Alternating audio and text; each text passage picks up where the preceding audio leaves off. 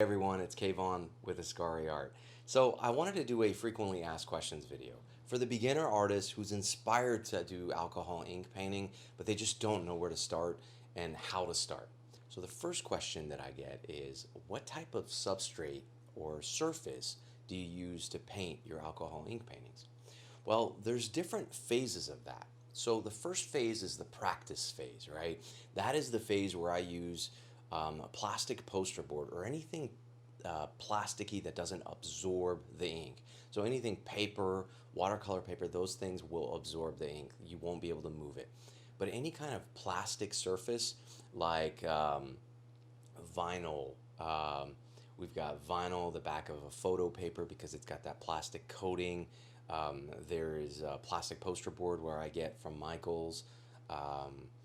What else? Glass, any kind of just surface that does not absorb alcohol. The reason why I do that now, it's not meant for you to have a art piece done and mounted in that. You can possibly. The reason why I use that is to practice my technique, practice the craft, learn about it, gain confidence in it. And that's the idea. So I typically do, I grab, I think it's 18 by 30. I buy that. It's like $1.99 poster board, and it's 18 by 30. You can cut it in half and start trying your techniques. Now, the reason why I go smaller is because I don't want to waste a lot of alcohol ink or alcohol at that. So I have something in my mind that I want to practice, and I try it on that kind of plastic poster board.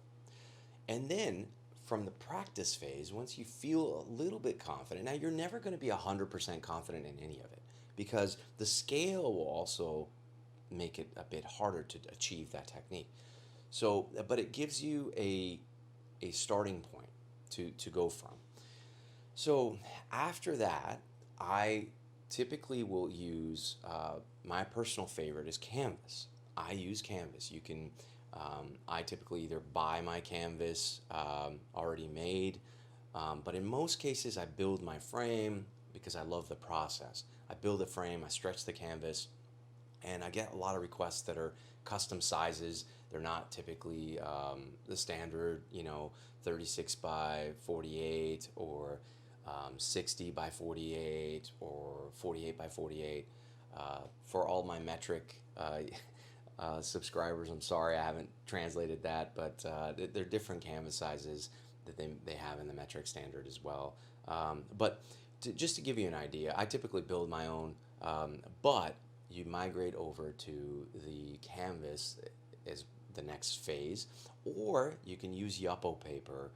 They have different kinds of paper that you can jump to. Yupo is one of them. You can try the back of photo paper is another way that people have mounted that on. Actually, when they're done, they mount and frame it, and that's their art piece. But I typically like the feeling and the visceral effect of what canvas does for you when you paint on it. And that's just from a traditional figurative painting background, oil painting background. So, that you can migrate over that when you start wanting to sell your painting, your artwork, when you're ready, or you want to hang it up on your wall. Just canvas just looks better. And if you want to go the next level up, it's linen. I have a video of how to basically seal that linen, but linen is the next phase, and you got to seal it. The reason why it's much harder to paint on linen is because the linen has little microscopic holes that the ink falls through, and that just makes it more difficult. It requires more ink. It's more difficult to move, especially at a larger scale. And I've got a video of that when I'm painting the 4 foot by 4 foot piece of linen, and I had a lot of trouble. And I'm used to doing this. I mean, I've done it for 4.5 years now, and I'm still learning with the different substrates. After I bought my canvas and I'm ready to go, or I've built my canvas, what do I do? What do I do to seal it? I use Kills 2 acrylic paint, acrylic based, water based paint. The reason why I do that over Kills oil based is because Kills oil based, most oil based paints will eventually fade to yellow. There's a chemical inside of it. I don't know if it's the oil, but it tends to start yellowing, and you don't want that in your alcohol ink painting. You want it to to have a nice white crisp look. You can purchase that from any hardware store, paint supply store. Now, if you're international, I would look for just an acrylic base coat, and it's an acrylic sealant. Some have called it that. So it's available worldwide because it's used for painters to seal the surface of a wall to hide an ugly color a lot faster so that they can go in and put the next color on top. What I do is I put the first coat down and then I go in, sand it down, wet sand it with a fine grit sandpaper. You can do 200 grit, 400 grit, whatever you feel like. And then what you do is after you sand it the first coat, and I don't sand it all thoroughly through. I sand certain areas and leave other areas with texture. And then I do another coat of Kills.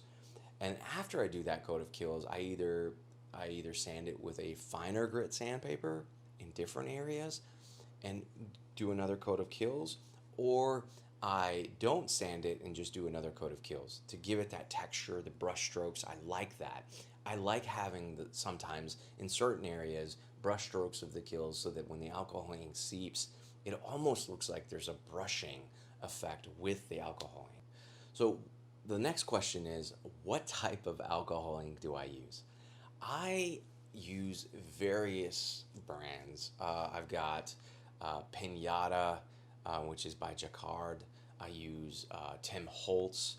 I use Copic because the colors may be the same, but they act differently. So I may use like a gold. Uh, my gold is, for example, Pinata Brass. That's my favorite gold.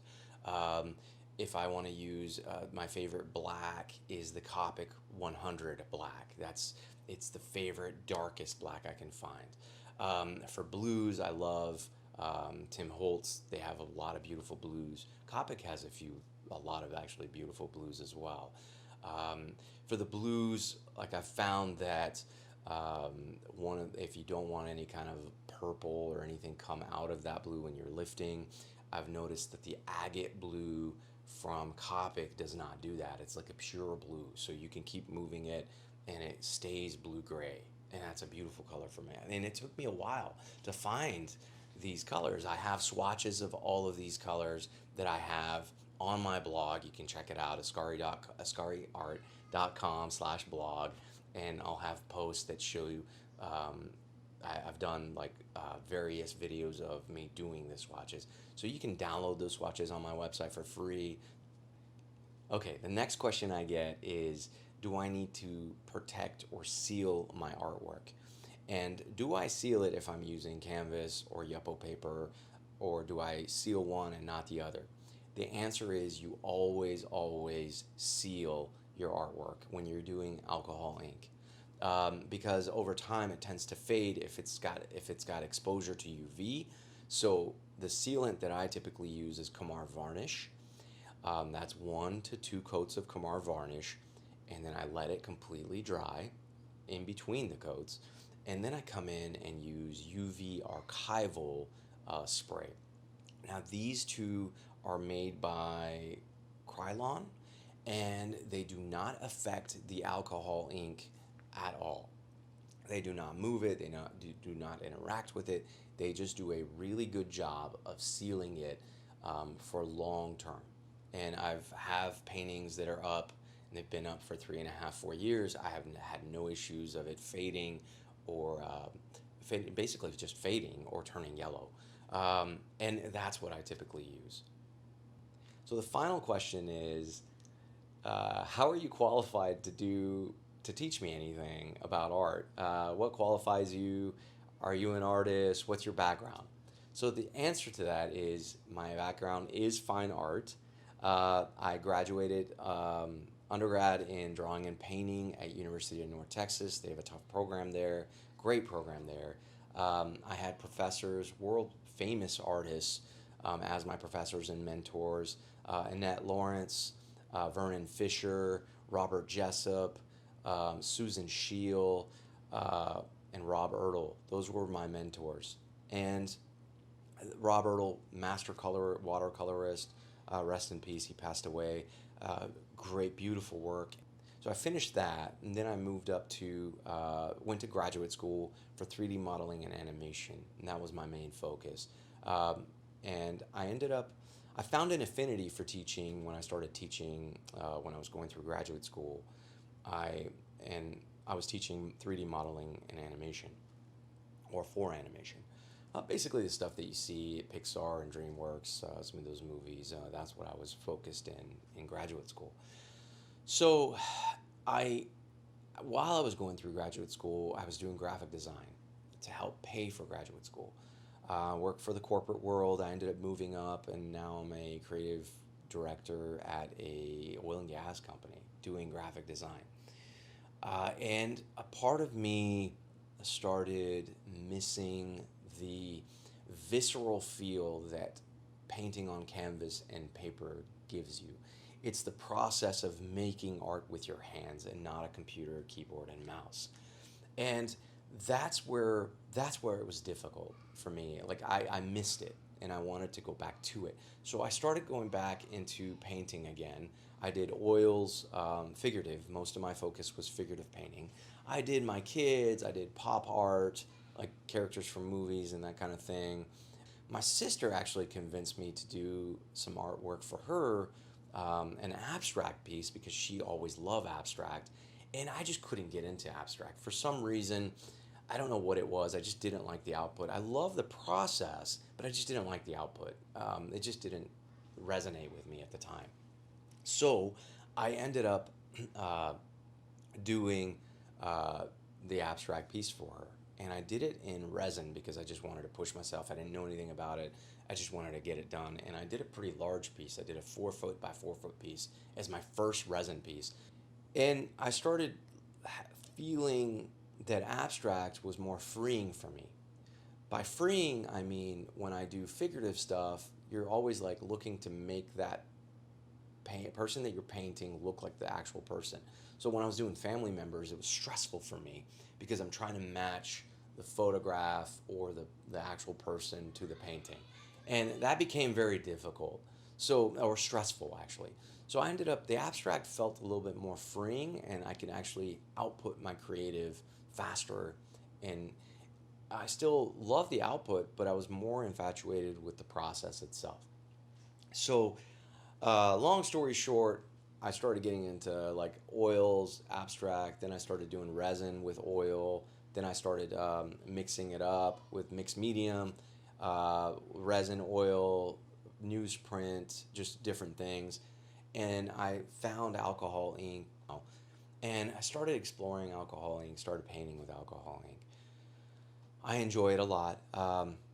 And I wanted to teach others about my journey. This idea came across probably about 2 years ago now. So I've been sharing all my tips and tricks because the days of hiding your secrets and having trade secrets about art or your process are long gone, in my opinion. I think that if you see something that you like, you could probably search it on YouTube and find, or the website or the internet, to find out how they did it. I'm still learning and exploring my technique and my voice and my intent. That's why I'm doing these YouTube videos. I think it's to help you follow me in this journey as I go through it and learn from it, and maybe um, you become a alcohol ink artist who's world renowned, and that's what I hope. Just the fact that I know that somebody's learning out there from my videos.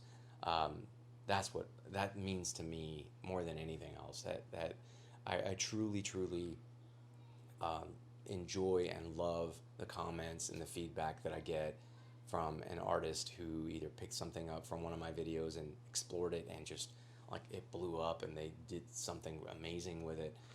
And that's the goal. I just want the purpose of my channel is to help others with daytime jobs who have no creative outlet to pick up alcohol ink and try it.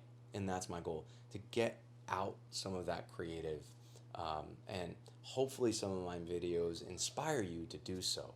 So I'm excited. Please, if you haven't subscribed, please subscribe. If you've got any other questions, please put them in the comments or send me a note, and once I have 3 or 4, I'll make another FAQ video. So again, thanks for subscribing and being a part of my journey, and take care. Have a good one.